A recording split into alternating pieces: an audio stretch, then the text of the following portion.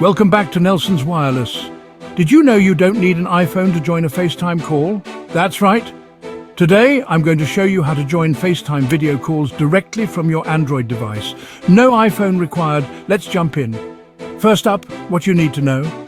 FaceTime is still exclusive to Apple devices for hosting calls, but you can join a FaceTime call from an Android using just a web browser. The person hosting the call will need to send you an invite link.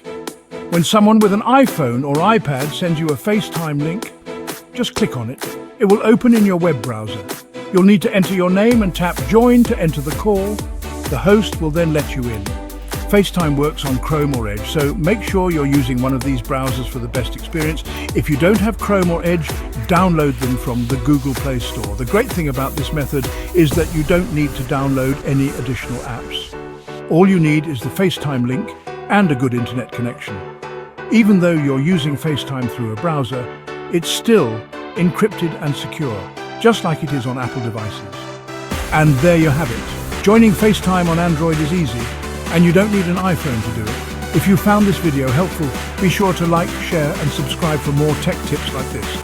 Thanks for tuning into Nelson's Wireless. Stay awesome and blessed, and I'll see you in the next video.